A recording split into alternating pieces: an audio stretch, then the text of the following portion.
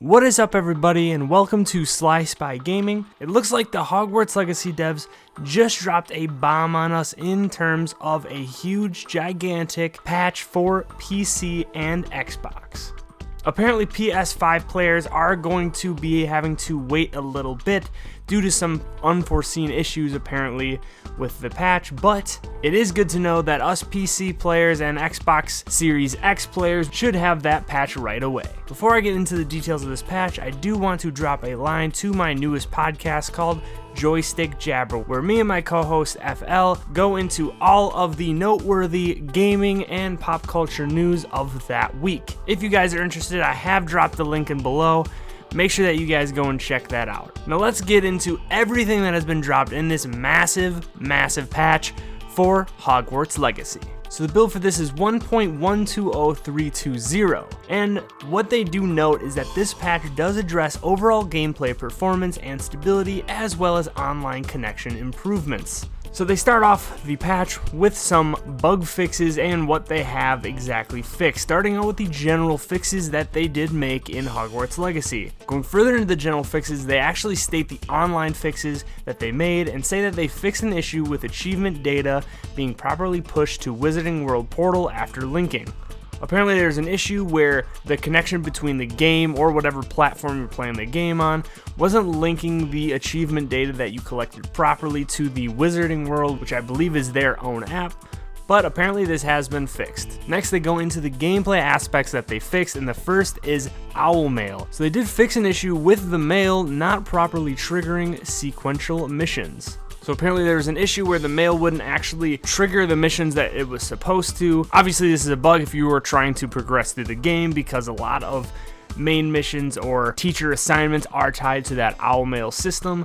So this was a pretty big one, and it's a good thing that this has been fixed. Next thing that they dive into for the gameplay section is world events. So they fixed a rare crasher on certain locations where in-game world events would spawn.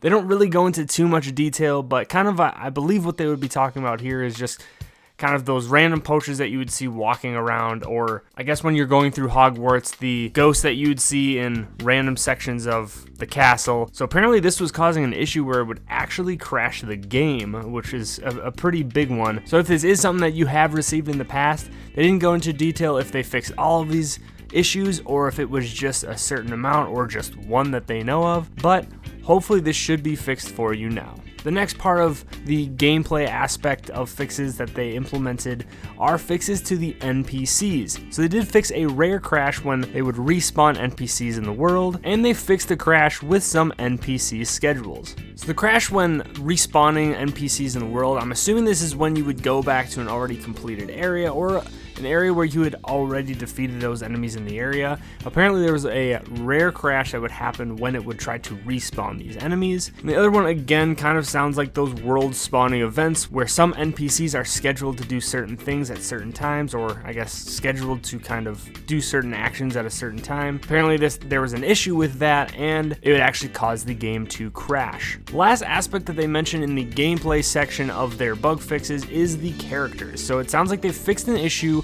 with flickering occurring with a transparent head while hair is still present.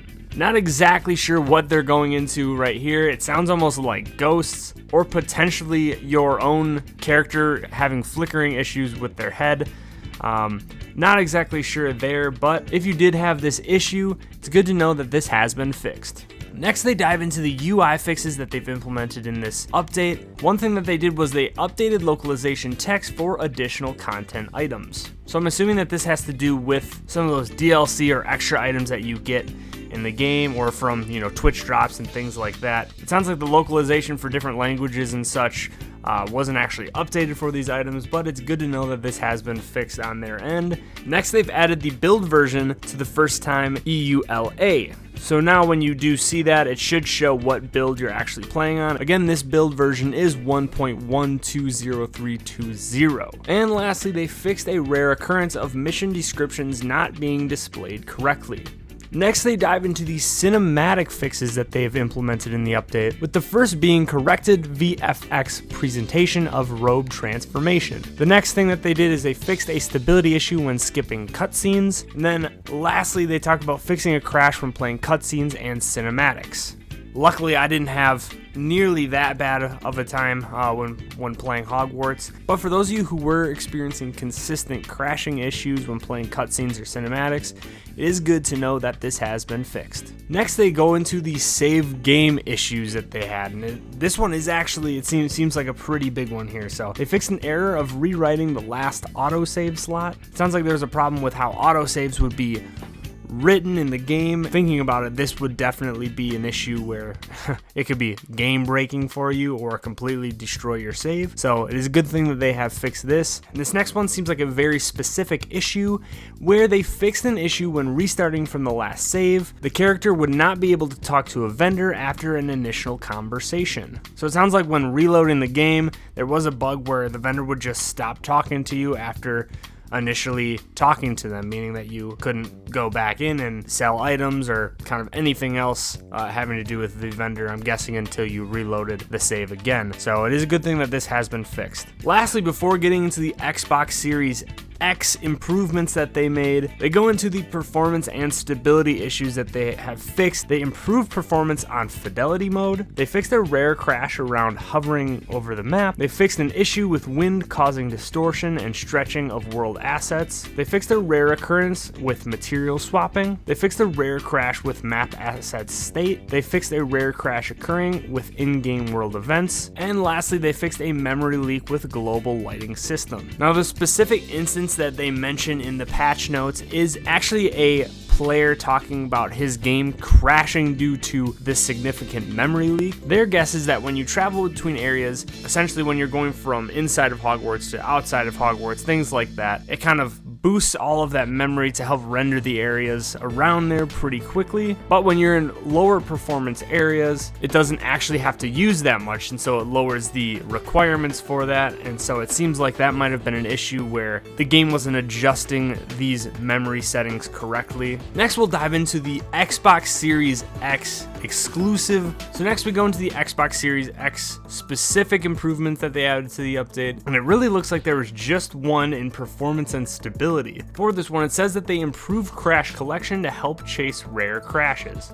So it looks like they improved something on their end to where when the game does actually crash, they're able to generate more data from that so that they can help fix crashes in the future. While unfortunately this doesn't really do anything for you guys right now, it should help better improve the game in future updates. Now we get into the PC Steam and PC Epic Games exclusive updates that they added in this build. The first being cinematics, so they fix audio issues missing or not properly playing. I know that this was a big issue for me being on PC Steam. Now, this was a big issue for me where the audio would pretty much desync and the game would have to kind of play it super fast to catch back up to where it actually was during the cutscene or cinematic. Thankfully, this has been fixed from what it sounds like, so I'm excited to hop back in and know that all of my cutscenes should now be working properly. The next fix that they implemented is for the upscalers. Now, this is something that I personally dealt with. They enabled frame generation while DLSS is disabled, and anti-aliasing and screen resolution settings disabled when using DLSS and not super resolution. Usually DLSS is supposed to really help you out and improve performance, but for me, every time that I put DLSS on, it didn't really seem to do anything. Well, whether I was in ultra performance mode or high quality mode, it didn't really seem to change the game much, and it still kind of ran exactly the same without really looking better or worse. So I'm just assuming that there wasn't really much behind the DLS options. I'm hoping that this update has fixed that issue. Next, they go into the ray tracing update that they made. So they fixed an issue with RTAO looking worse than SSAO, and they adjusted default settings to medium quality.